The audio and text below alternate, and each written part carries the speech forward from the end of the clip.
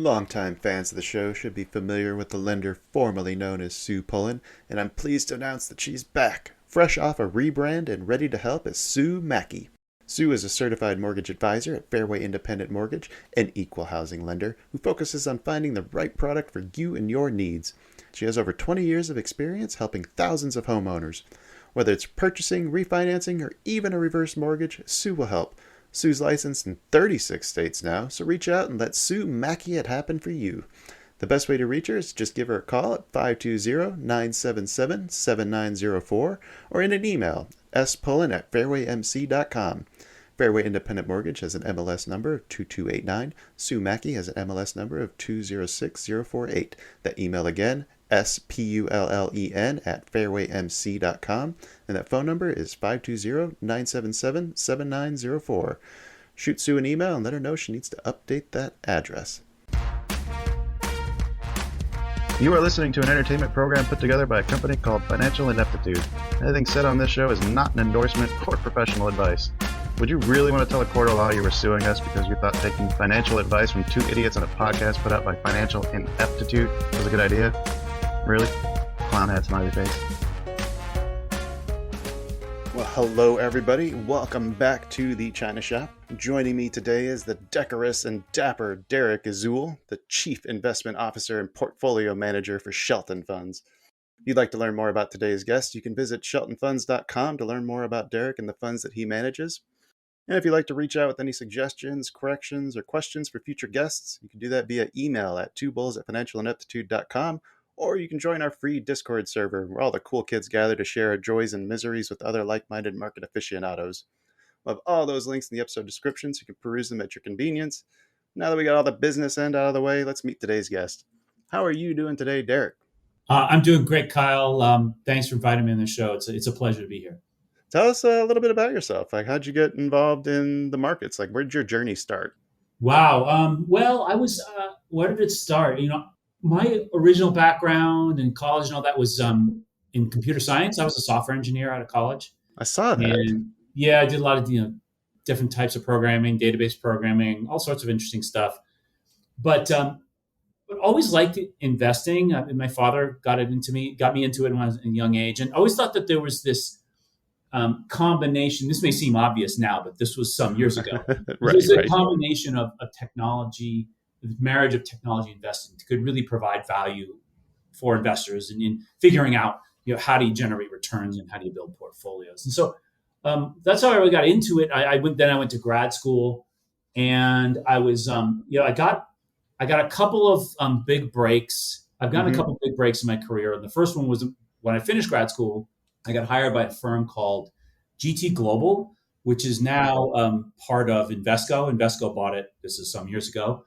And I was by a portfolio manager who coincidentally was also named Derek. So that caused a lot of great confusion in the office because it's not a common name. So it's always like, which Derek do they want? Usually they wanted him, not me.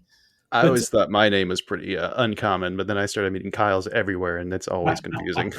Exactly. Anyways, this other Derek had developed this particularly effective momentum strategy. His name was Derek Webb, and he needed someone to sort of build the pipes to automate it, to be able to leverage the strategy, kind of expand its capabilities. And so we brought that in, and we ran it in a whole bunch of different strategies. We ran global equity, we ran Canadian equity, we ran some sector funds for natural resources, consumer products, and the momentum strategy worked. And so that we did that for a couple of years, and then I got what was sort of my second break, which you just never know it at the time, is that the other Derek decided to leave Invesco, leave the firm, and start his own firm, and he wanted to take me with him, but Invesco sued him. And in all of the legal morass, I was sort of untouchable. He couldn't go pull another employee. It would just, even though maybe it was okay, he would have gotten just more legal bills to do that. Right. So the break was that Invesco didn't really hold any of this against me, and gave me the funds we were managing and allowed me to become the portfolio manager. Sounds kind of like they didn't want to lose you. It was a bit ahead of the time, and And so I got that big break and got this opportunity. I got to build my own team and build that out. And that's kind of where things went from there. And so I've been I have most of the strategies that I've managed, or almost all of them, have been primarily quantitatively quantitatively based, and really try to build portfolios, using all sorts of different mathematical and statistical methods, and building portfolios with a real eye on making sure that the client gets the appropriate level of returns as well as risk. And with that, balancing those out correctly are the best way to get yourself consistent returns over time.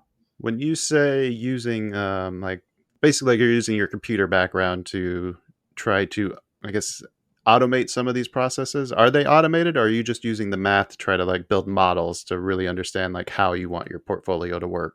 Well, it's both of those. I mean, you're using the math and everything to develop the models, and then using the computer science background then to automate them. So it's the developing tools, developing methods to try and analyze the market.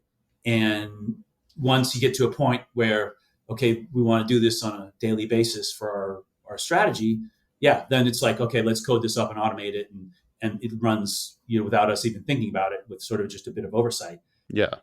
So there's a little bit of both of that in there.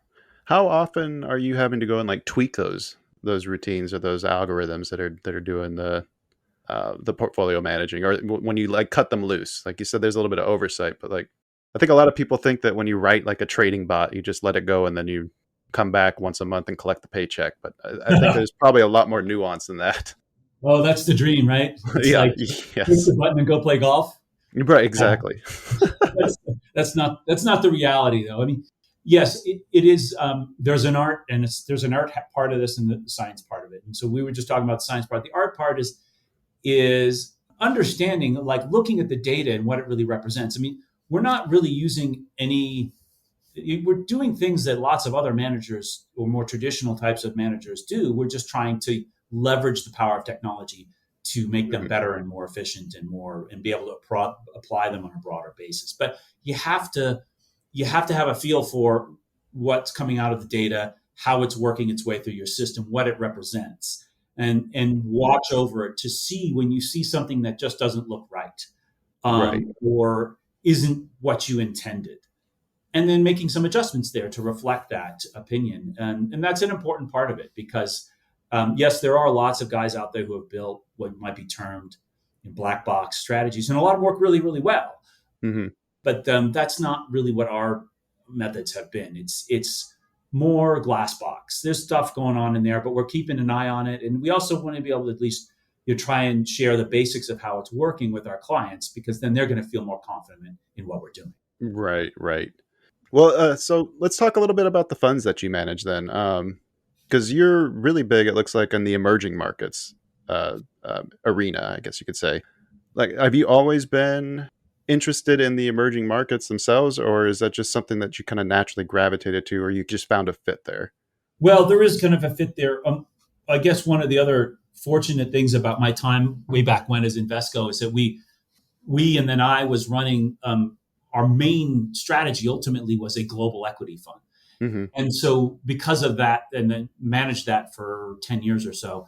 And because of that, so we had a background in investing in all of different parts of the world, in developed, emerging, US, non-US, et cetera, large cap, small cap, the whole thing. And that was a really great way to start a career, because then I could, in theory, apply these tools and strategies into these different subsectors of that market. And emerging markets was always great, because in emerging markets, it's one of those areas where active managers can really have an advantage.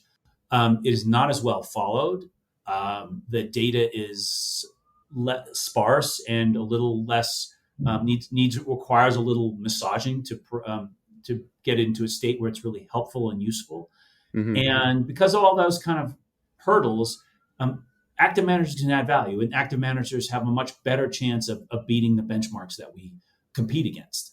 So it's one of those spaces, and small caps are another one that I really like, where I do think that there's a big opportunity. And so I was given this opportunity to run this fund here at Shelton, and jumped right at it. The lower liquidity in the emerging markets and especially small caps, like does that lead to more variance when you're executing your strategies? Like, do you have to be able to put on or accept more risk than like something that maybe has a lot higher traded volume, like mega caps or ETFs? Well, yes, and yes, I think that's fair to say. The nice thing, the fund is small Hmm. still, and that gives us, as many managers would tell you, that gives us the opportunity to get into some stocks that maybe some of the big funds couldn't, at least wouldn't be able to in any size. Oh, that's a good point. Yeah, because of Yeah, it being, you can use your size to an advantage. It's not always not exactly, always yeah, exactly. exactly. Yeah, yeah, exactly.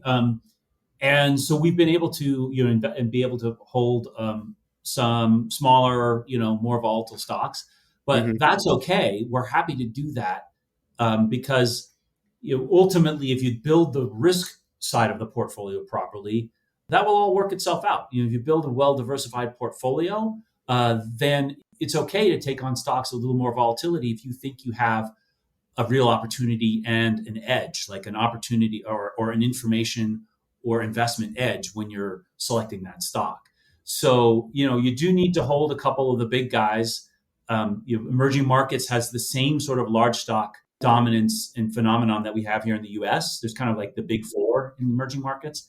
But so you got to hold one or two of those just to kind of keep yourself, somewhere nearby the rest of the market. When you say the big four, are you talking about countries or are you talking about specific stocks? Specific stocks in emerging markets, the big four would be Alibaba, Uh-huh.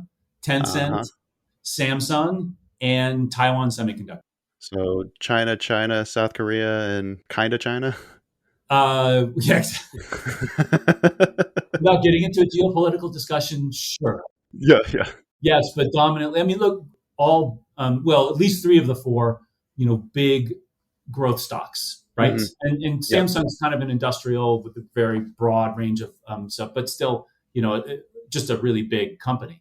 So yes, and just like we've had here in the U.S., these big growth stocks have gotten a lot of attention and a lot of assets have flowed into them. There's some issues among some of them now that can be discussed, but yeah, that for the last several years, those four stocks have been the big dominant positions in the market. Does what's going on in China with the recent Evergrande declaring bankruptcy after the 2 years of struggling to meet payments, and I think I saw Country Garden is next on the list that's missed a couple payments. Mm-hmm.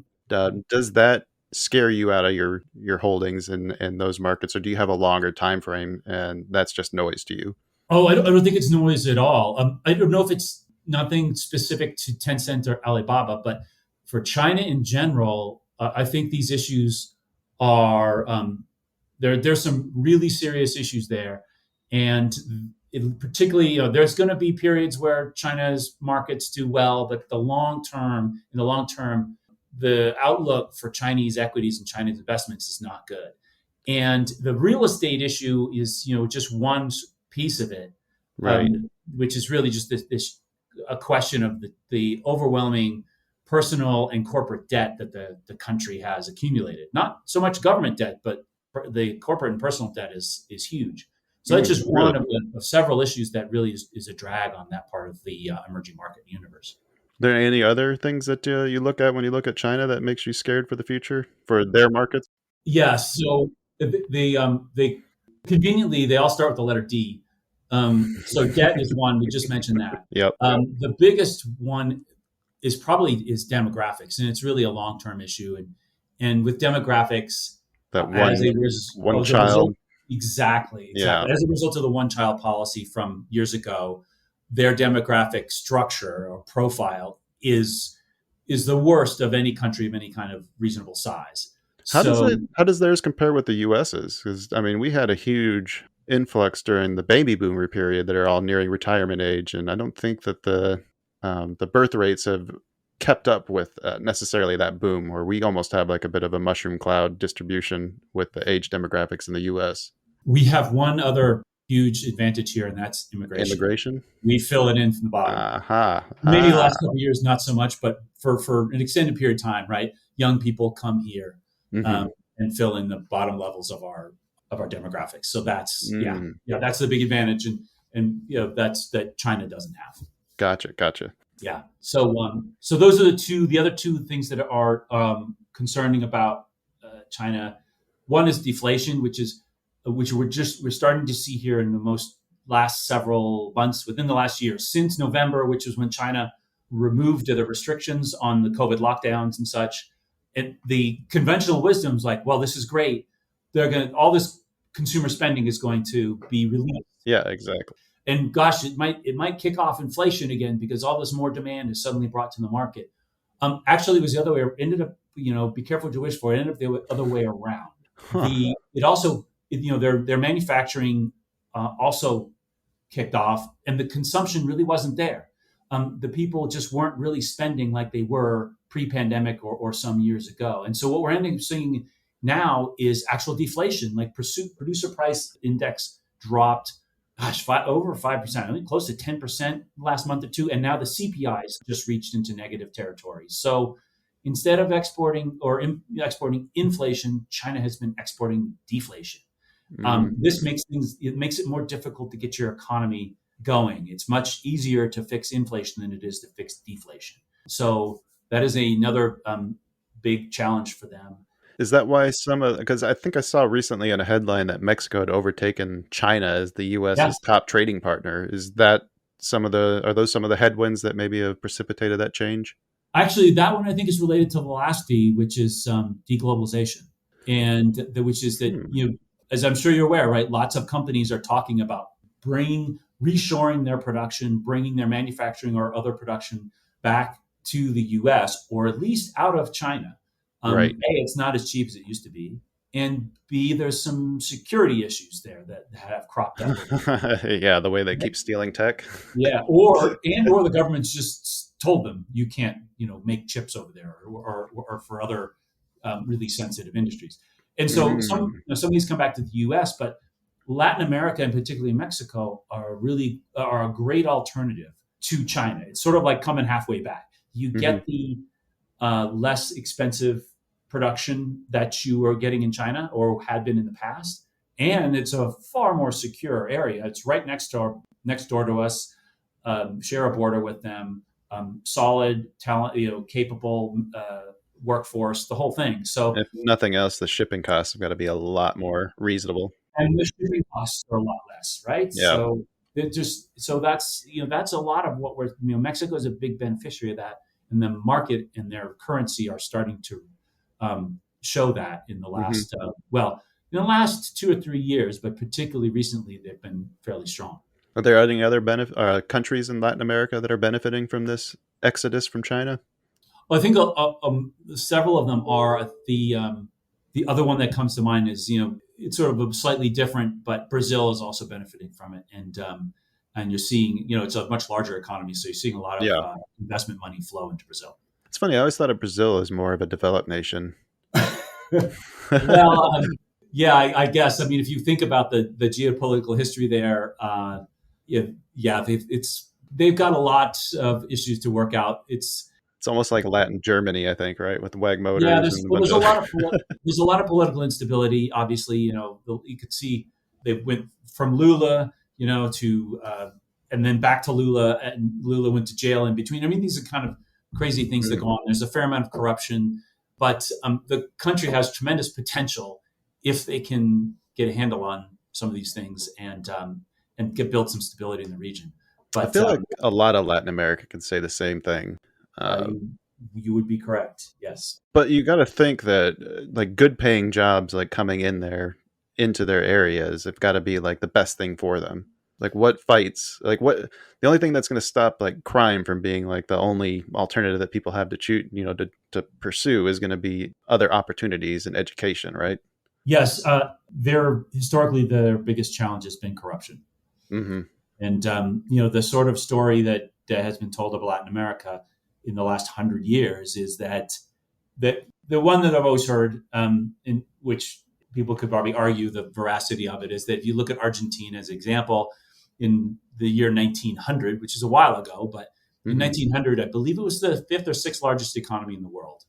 It had everything going for it. It has wonderful climate. Wow. It has fantastic resources, a modern, educated population, most of whom will come from European stock for whatever that's worth. I'm just saying, it's just very cosmopolitan, and look what's happened since then. They've whittled it all away, and it's mostly just been corruption. They haven't been able to get a stable political system in there that could to promote the benefits of their economy and get it to continue to grow. Somebody was always taking something off the top. So that's the sad story. That sounds like one of the major risks when it comes to trying to invest in emerging markets. So, like, how do you mitigate that as a portfolio manager? Well, it is. What's interesting, though, is that emerging markets are not our father's emerging markets, where there was a considerable amount of risk, or it's just a lot riskier to invest in emerging markets over developed markets or even international markets. That has changed in the last several years, at least from a statistical or mathematical standpoint. It's now interesting that in the last 3 to 5 years, if you just compare the volatility of developed markets versus emerging, they're basically on par now, pretty even. Really? Yeah, they are.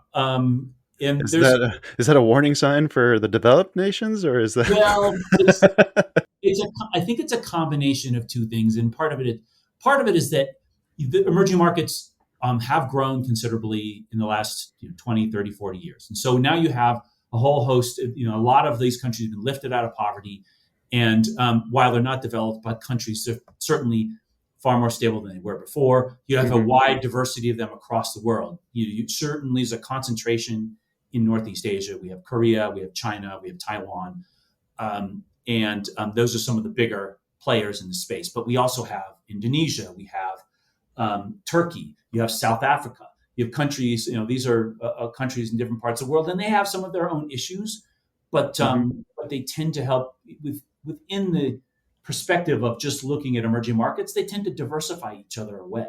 So Turkey's having all sorts of inflation problems, but that's okay. So they're having one issue. It's not going to drag all of emerging markets down. Right.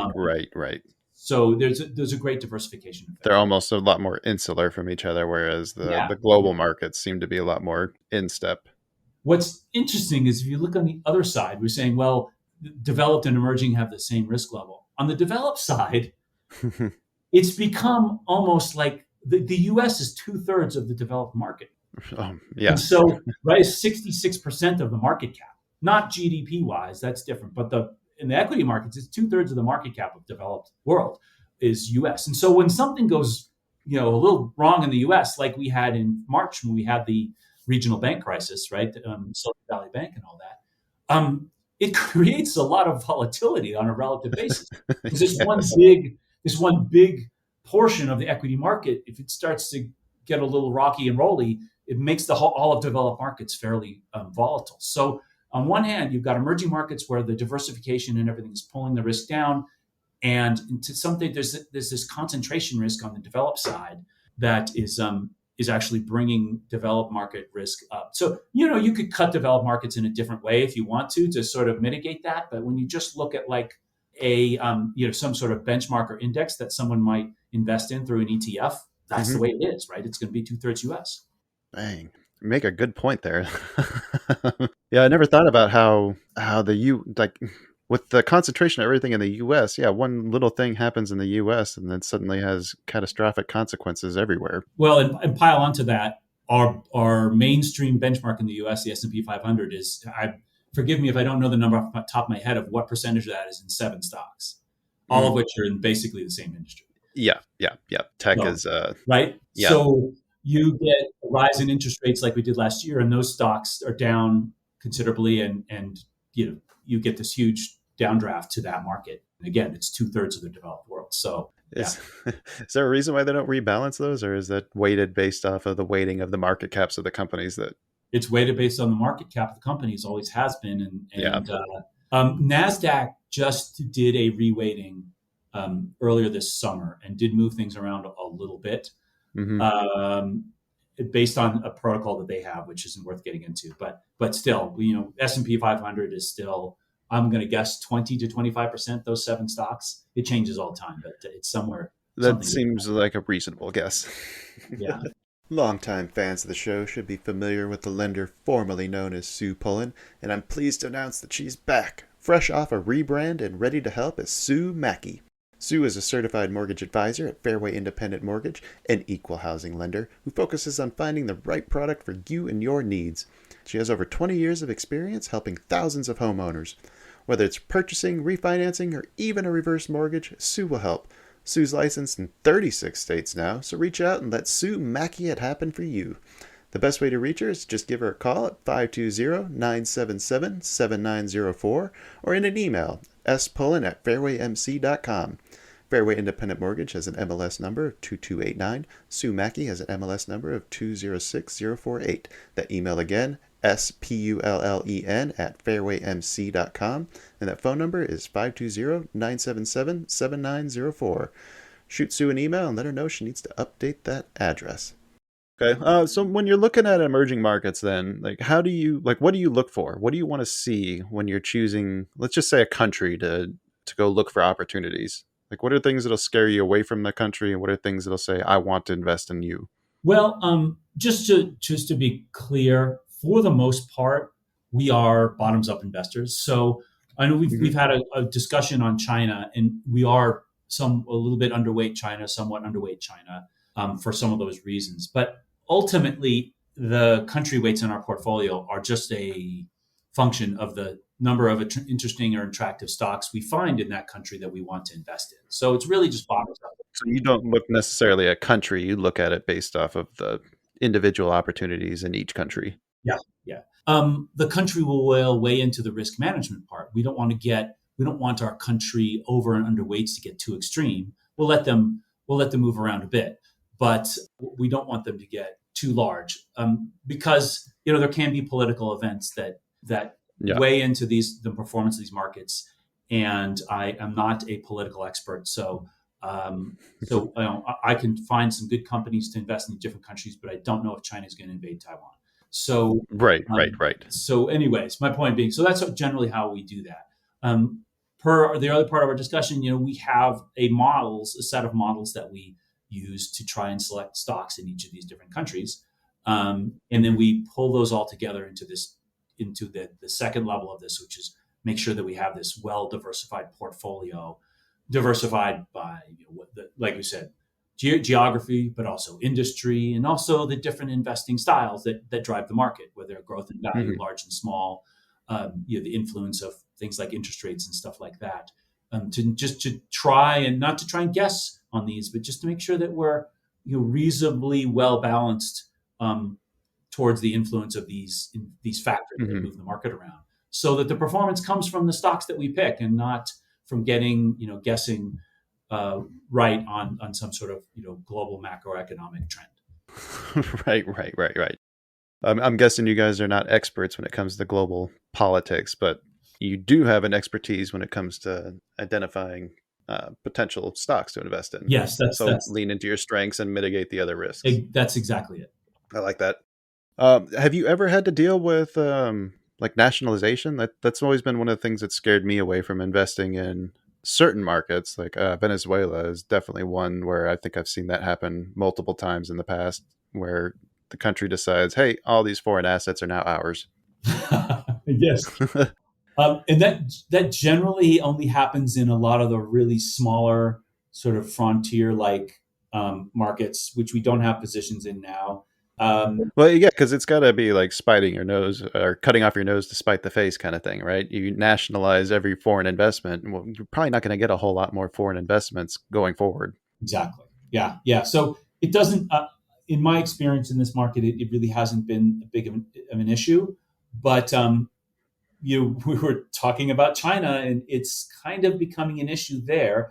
We specifically avoid any of the state-owned enterprises in China because our perspective is that the models we've built aren't going to work on a state-owned company like that. Right. And we will actually kind of sometimes, state-owned companies in other parts of the world will crop up now and then, and we sort of cast a wary eye on those as well. China, though, is starting to get involved. This is as yet one more thing going on with China. They're starting to get involved more. The government's getting more actively involved in the governance on a lot of their largest companies. They are putting political appointees onto the boards of even some of the biggest companies like Tencent or Alibaba. And when that happens, those political appointees tend to have a undue influence on those companies. And the way they're influencing them is, you've probably heard, things come out of China talking about, we want growth that benefits everyone, not just certain people. Right. There's a term, and forgive me if I can't pull it off the top of my head, that has been used by Xi Jinping about sort of just how China benefits all. Well, that sounds great, and I hope that works out, but it's really not good for shareholders. So, or for our investors. So I do hope that works out for everybody, but it's not going to work out for us. So we have to stay away from those kinds of situations, and would rather invest in the companies that are independent of state influence. The whole, I think I've talked about this multiple times, but the whole thing with Jack Ma and the way China squashed the anti-FIO is exactly like, I haven't invested in a China stock since then. Right, exactly. I mean, that's just a perfect example of it. Yeah. What about India, though? India is one that looks to me like it's been on the up and up as far as potentially like stepping in to challenge China. Do you think they have the potential to do that, or do they have something else that they got to figure out first before they can become the economic superpower in the East? Yeah, potentially yes. Like, for example, the very first thing is their demographic profile is far superior to China's. They have I think you probably heard they recently overtook China in population, right? So they're now the largest country in the world by population. Oh, really? Yes. I'd heard that China may be fudging some numbers in the most recent census. I didn't hear it was official. Yeah, and at the risk of making this Sebastian on China session, China actually also experienced their first decline in population recently. Mm-hmm. So from that perspective, that's a good benefit. There is, however, for India, a couple of things that they're going to have to solve. First of all, is they obviously have just widespread poverty across the country. So they have lots of these people, but they're have to find a more economic avenues for these people to contribute to the broader economy in some way, and that's difficult. Right. They have the biggest democracy in the world, and in the long term, that's a great asset to have. People may question the current status of that democracy, but it is still the largest democracy in the world. But there is a tremendous bureaucracy there that really makes it hard to get anything done. And yes, and so those are the kind of issues that they have to resolve. But the potential is there. They're well located. Like I said, the demographics are great. A considerable portion of the population is English speaking, for better or for worse. So they kind of have to. Yeah. I think they speak like 27 different regional languages in the country. Exactly, and the British heritage there obviously, brings with it some baggage as well, but brings with it that heritage of English speaking.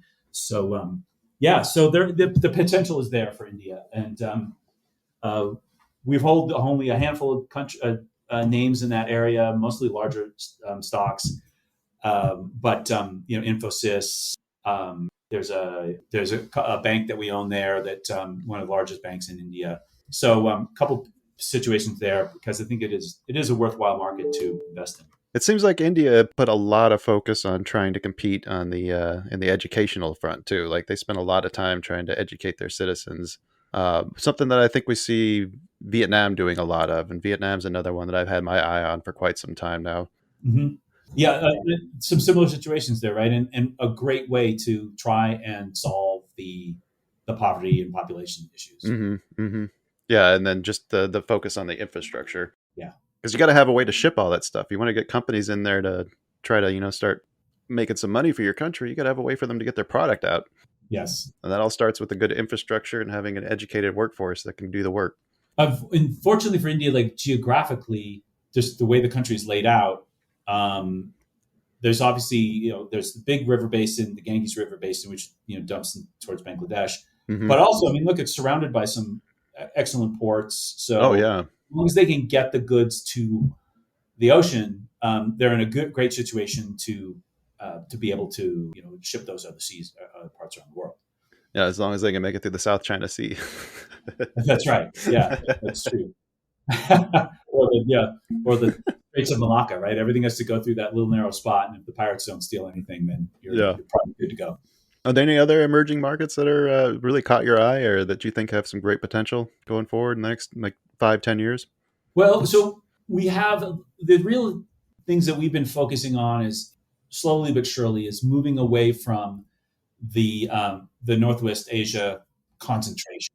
Mm-hmm. So we've talked about China and Korea and Taiwan. I mean, there's nothing wrong with these countries.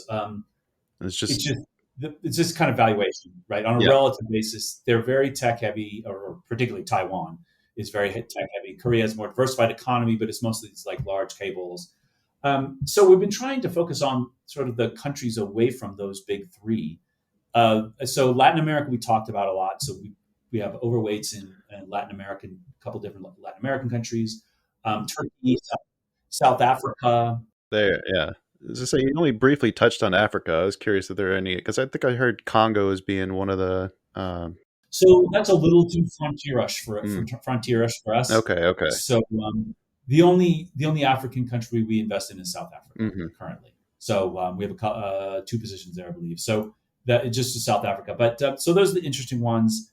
As I mentioned, Turkey, Indonesia, and Philippines as well. So those are a lot of the areas that we've been focusing on and trying. They're more traditional types of emerging markets, somewhat more commodity focused. Mm-hmm. So they, and thus because the value generated by commodity companies has declined so much in the last couple of decades, they're a relatively small part of the small part of the emerging market universe. So it's certainly like about less than maybe around a third, maybe 40% at most. I mean, the rest of the 2/3 of it is still China, Korea, Taiwan, etc. Right. Okay, all right. So how do people invest in emerging markets if they want to actually go and put their dollars into it? Like, is the finding a fund like the ones that you guys manage over at Shelton Funds, like basically the only option that everyday retail has, or are there other things that they can do if they want to like buy a specific stock? So there are, if people want to invest in the individual equities, it is possible. There's a lot of ADRs out there for emerging markets. I want to say 200 to 250. Mm-hmm. Some of them don't have a lot of liquidity, so some of them only trade by reservation. But as the joke kind of goes, but yes, they're out there. Reserve your spot and hope it comes to you. Yeah, exactly. Or pay somebody, or what is it? Just get your nose ripped off trying to buy it. Yeah. But there are, I think there are like 200, 250 ADRs in the emerging market space. And of which I think probably 100 or so have some decent liquidity. So there's one option. The other option, obviously, there's a lot of ETFs. There's a ton of ETFs out there that trade all sorts of different flavors of emerging markets. Mm-hmm. You could do those as well. And there's actually, what I've noticed, there's a lot of emerging market ex-China.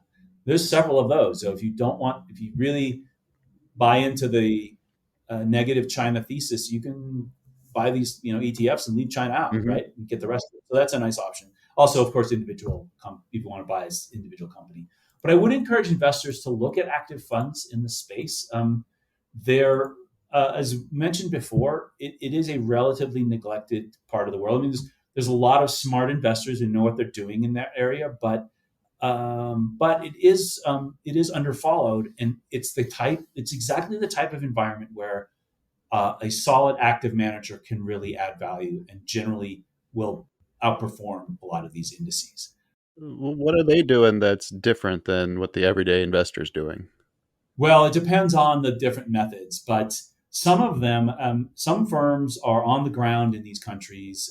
The managers and the analysts are flying out there all the time, and getting a real feel for the economy and these individual companies and how well they're doing. Maybe cutting through a lot of the propaganda that there might be coming out, or getting the real details, all that kind of stuff. So there's a lot of firms out there that Matthews Asia was one that I remember, still around, of course. Very good at that. And of course, Templeton, which has different over the years now, but Templeton was very famous for for doing that. There's also now, in the world that kind of where I live in now, the data available for all these companies is a lot better. So we're able to apply a lot of the quantitative methods that we have in other parts of the world to emerging markets also, Okay. and you have some success. So it was a lot harder before. The data was not very available and was kind of questionable in quality. That is less true nowadays. Does that mean that the margins have also shrunk now that the data becomes more available? A little, but there's it kind of been this balance between the availability of the data Mm-hmm. and how effective your methods or models might be, and the two kind of balance each other out. So I say the data is more available, but it is kind of a spectrum. Like some areas in some countries, the data is fantastic. It's just developed market quality. All right, right. But then of course it gets worse as you go down the cap spectrum. You get to smaller companies, but in those smaller, less followed companies or smaller or less followed countries, it is easier to get an edge with Yes. the data that you have that's available. And I found that balance to hold true within emerging market investing. Any literature or resources you'd like to point people to if they want to learn more about like what you do, and they want to like just brush up and just learn more about how to do this? Well, we'll be putting out some white papers and such at Shelton Funds and Shelton Capital Management about emerging markets. We're developing some of that currently as the fund gets bigger and gets a little more interest. And so that's a great source. But, there's a lot to be learned from reading about some of these. There are a handful out there of great emerging market investors. I named a couple of them. There's others. You'll have to forgive me if I can't pull them off the top of my head. And reading about what they've done and how they've sorted their way through some of these really sort of obscure markets, the kind of opaque markets, is fairly interesting. And you can see where the advantage to active management can really come through for a lot of these markets and investing in these markets. We've only mentioned the funds, but I don't think we've actually, if you want to give the tickers, just that way people can go look them up if they want to. I'll make sure I put those in the episode description too, if people want to be able to dig them up. Sure. Yes. The Shelton's Emerging Market Fund is it's EMSQX. EMSQX. That's right. So it's the Shelton Emerging Markets Fund, and that's our flagship EM fund. We have an international fund as well, which is the Shelton International Select Fund, which some of our emerging market positions are in. For it represents about 15% of the international market. So we have some of those in there, and the ticker on that one is SISEX. SISEX. And you manage both of these? I do. How much of your day is taken up by doing portfolio work? I have two analysts that work for me, or actually it's an analyst and a portfolio manager, and they're fantastic. They do a great job. So we're able to, leverage our abilities through technology, and a lot of the things that we need to the data we need to collect and how we need to analyze it, we've automated as much as we can so that we can then kind of look at what comes out of there, looks at the results, and it really simplifies the job for us and helps us direct our real concentrated efforts where it's necessary and where it can really make the biggest difference. I've always wondered like how much time you guys actually spend like tweaking the portfolio, and how much of your time is actually probably spent doing like just the administrative work that probably have a lot of filing and compliance things that you have to deal with on a day-to-day basis that I'm guessing takes up the majority of your time. Well, I'll give you a little bit of a clue. I mean, we have a lot of other help and resources that help us do a lot of that compliance and back office work, which is great. We try to rebalance the portfolios like sort of once at a time. We're not trading every day. We're not changing positions every day. We kind of accumulate our analysis over time, and it's also kind of comes and goes with the earnings reports that come out from these companies. So those come in waves. I think you're familiar, right? Yeah. Here in the U.S., we have earnings season, once a quarter, right? And but in international emerging markets, it's also a little bit quarterly, but mostly semi-annually. You have 2 reports a year, and so we tend to make sure the portfolio is well positioned going into when that season begins, which it's actually just wrapping up right now. So it would have been earlier this summer, and we sit and watch all the data come in from all these earnings reports and how it affects our portfolio. And then at the end of it, we'll rebalance the portfolio again with all this new information. and usually, maybe once or twice we'll make some adjustments in between. Mm-hmm. So, and then while we're not trading and rebalancing, well, that's when we're looking at our models and looking at our methods and seeing, how are they working? Can we improve them? Can we find new data? Can we develop some new methods of selecting stocks in these parts of the world? Love it. Derek, this has been fascinating. You have anything else that you'd like to just leave the listeners with before we wrap this up? No, Kyle, it's been great. I appreciate the opportunity to come and talk about this part of the world. I think it's a really exciting time for emerging markets, and I think it's a really good time to get into emerging market investing. One thing I would say about it is that emerging markets have underperformed developed, and particularly the U.S. for 12 or so years now. Oh, it's been that long. Yeah, the last year or so it's been a bit mixed, but before then it was a good 10 to 12 year streak of underperformance. I mean, it's since something along the lines of the S&P basically tripled over that time period and emerging markets went nowhere. Right. So it's a great time to get in from a what you might call a beta perspective, from just getting that part of the investable universe into your portfolio. And the key part of this that will help make emerging markets happen is going to be the dollar. Mm-hmm. And the last time the emerging markets had a really strong run of performance was the early aughts, and the dollar was weak that whole time period. Mm-hmm. Dollar has been then, hence emerging markets have underperformed. It's not the only reason, but it's an important one. And we're at a point now where the dollar might have peaked back in October, November. And if you think about what's going on with interest rates around the world, our Fed is starting to slow down its rate hikes. Mm-hmm. Meanwhile, in the rest of the world, the rates are still going up. Europe is behind us. So they're probably 9 to 12 months behind us in the rate cycle. And if you've seen in Japan, they're starting to let the interest rates actually rise a little bit. Yep. So that's going to draw money out of, from the fixed income market, which, affects the dollar a lot. It's going to be drawing money out of the dollar and into these other currencies. So we could see some weakness going forward. And if that's the case, emerging markets, that could be the catalyst that really makes emerging markets perform and could perform for, the next 5 to 10 years. Oh, wow. Yeah, it sounds like there's a lot of opportunities there. We're going to have to bring you back, Derek. I feel like we could probably spend just an hour talking about just pick a market and just rap about that. Yeah, it's a fascinating part of it. There's a lot of fascinating parts of the investing world right now. I know, right? Every day you learn something new. Yeah. But unfortunately, though, we have come to the end of our time with Derek. But as we mentioned earlier, there is plenty more you can see at his website. Go to sheltonfunds.com if you want to learn more about the different funds that Derek manages, or just learn more about him. They do have some blogs that they post on there, it looks like on a monthly basis, and check back for some of those white papers that he mentioned. If you also enjoyed this episode and now wondering what to do with the rest of your life, go check out the guest directory. See all the other amazing people we've had the pleasure of speaking with. All those links will be in the episode description. We'll be back soon with another exciting episode. But until then, smash that 5-star rating like it's a pumpkin, you're Billy Corgan, and take care.